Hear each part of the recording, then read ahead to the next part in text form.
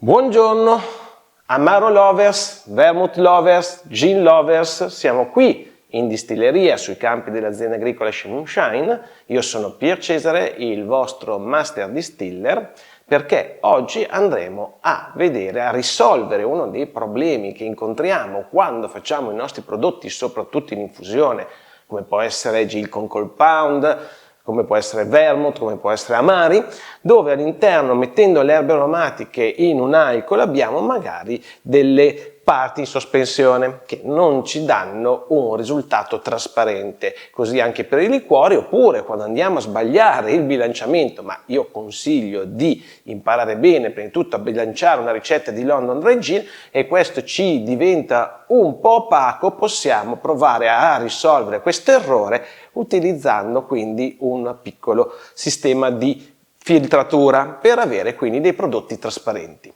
Naturalmente il mio consiglio per quanto riguarda i prodotti distillati è quello di imparare bene a bilanciare le ricette dei London oppure di altri prodotti distillati, perché non avvengono queste opacità. Le opacità succedono quando le ricette sono troppo ricche di oli essenziali, e quindi una volta che il nostro distillato viene tagliato, viene a contatto con l'acqua, questi si scindono dall'alcol, perché sono miscibili in alcol e non in acqua, e ci danno questa rifrazione dei raggi del sole e ci danno queste opacità. Quindi se non volete fare delle ricette sbagliate, quindi utilizzare troppe erbe, dover andare a filtrare, qui sotto in descrizione trovate tutti i miei link per partecipare, per chiamarmi e chiedermi informazioni per i nostri corsi, che ricordo sono rivolti quindi all'aromatizzazione di un alcol tramite distillazione, quindi per quello che riguarda il gin, in caso noi lavoriamo in stile London Dry, quindi con la massima essenza dei gin, della produzione dei gin, e quindi dando la massima qualità al nostro cliente. Ma anche con lo stesso metodo si possono fare assenzi, come abbiamo visto abbiamo preso all'International Wine Competition una medaglia d'oro sulla produzione degli assenzi, ma si possono fare anche vodka leggermente firmate e aromatizzate, oppure si può anche utilizzare questo metodo per fare un bitter, quindi un bitter fatto come veniva fatto in antichità, quindi utilizzando le erbe aromatiche e poi andandolo a chiarificare attraverso la distillazione.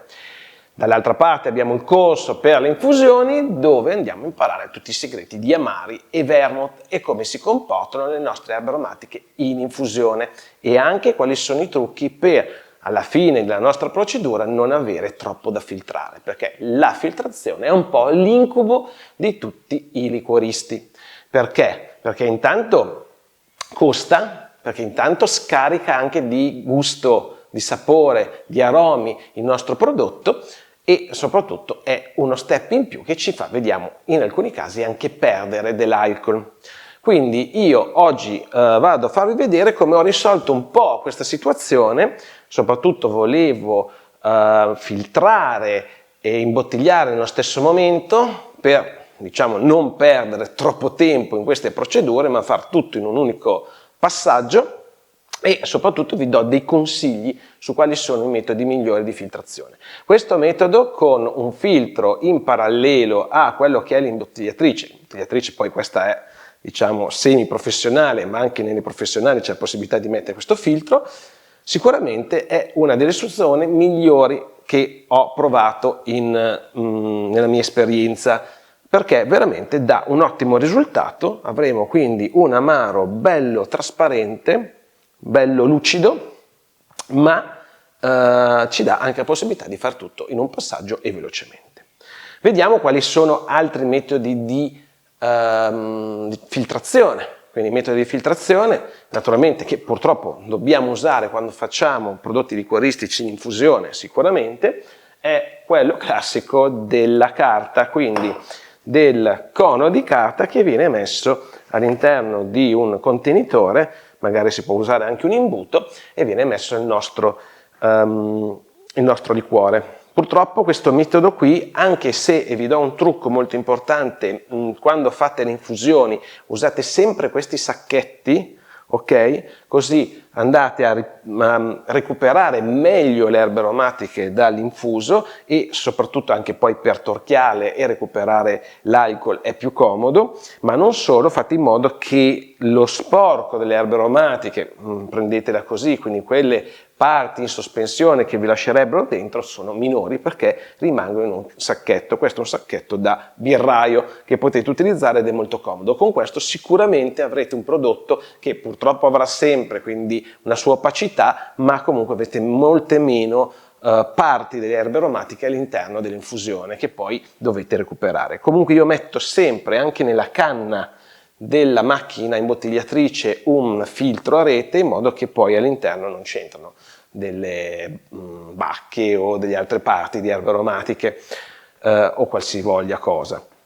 Quindi prima di tutto quello ci permette di avere un prodotto più pulito, poi si va alla filtrazione e la filtrazione normalmente viene fatta con dei filtri di carta che possono essere così e possono essere quelli a piastre enologici. Questi filtri, soprattutto questo, è veramente scomodo perché fate conto che si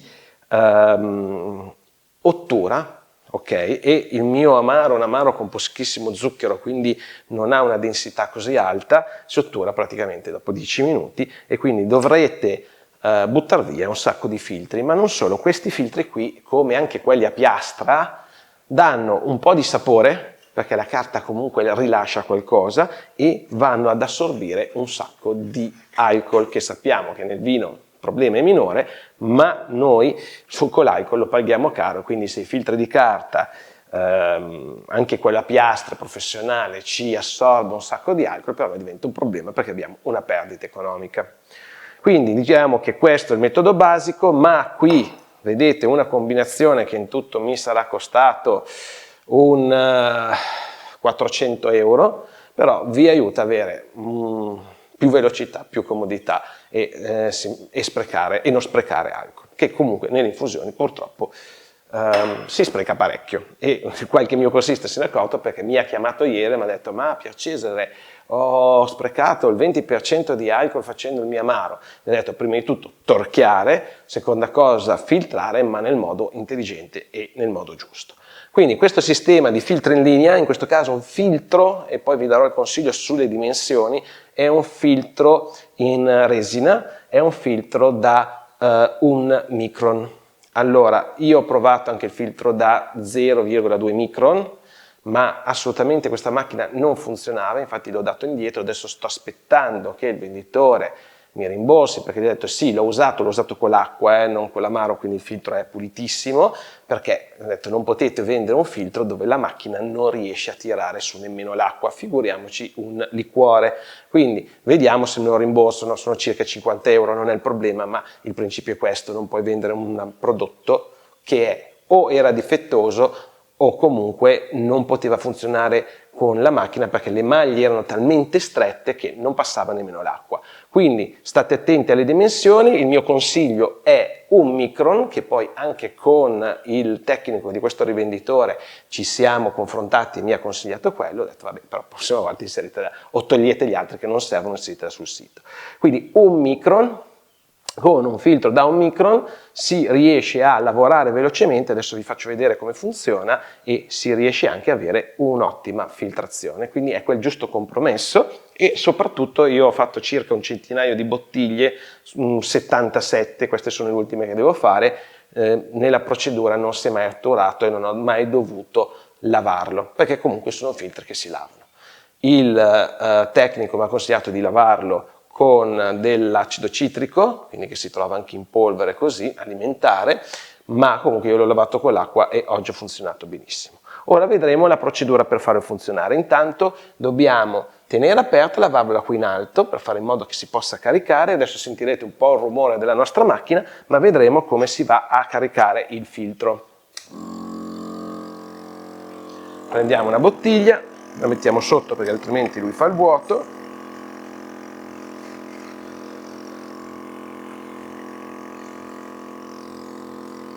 Vedete che il filtro si va piano piano a caricare. Quando vedrò che entra un po' di liquido qui all'interno di questo tubo, lo chiudo perché questo permette poi al liquido vedete, di passare non più dentro esternamente, ma dentro a quello che è la cartuccia e quindi ad essere filtrato. Quindi io qui sono partito, la mia bottiglia viene riempita abbastanza velocemente, vedete lo scarto poi viene messo qui in questo vaso perché funziona con il vuoto, quindi c'è una pompa che aspira l'aria e questo mi aiuta a portare nella mia bottiglia il mio amaro, il mio spirito. Andiamo sotto con un'altra bottiglia.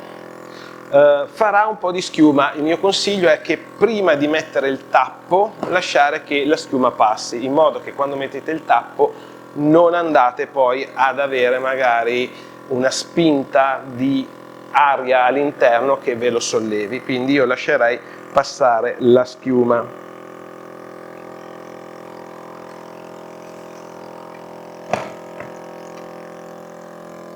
Non so se lo vedete, ma c'è un po' di schiuma all'interno che fa anche qua. Ora lo spegniamo un attimo perché lui fa un po' di casino. Quindi avete visto, se vi si forma della schiuma perché nell'amaro capita, lasciate che la schiuma si passi, vada via, prima di tapparlo. Noi abbiamo deciso di tapparlo semplicemente con un fantastico tappo di sughero che viene direttamente dalla Sardegna, che sono bellissimi, e questo sarà un amaro che andrà qui in un paese vicino a noi, molto molto turistico. Poi abbiamo provato con le capsule, ma su questa configurazione le capsule termoretraibili ci danno un po' di ondulamento, non è così bello. Comunque il nostro contrassegno doganale ci può fungere, come vedete, anche da sigillo di garanzia del prodotto che c'è dentro. Qui manca l'etichetta e le etichette dovranno arrivare dal nostro cliente. Dico sempre che ci mettiamo meno noi a produrre gli spiriti dei grafici a fare le etichette. Quindi abbiamo visto un metodo molto semplice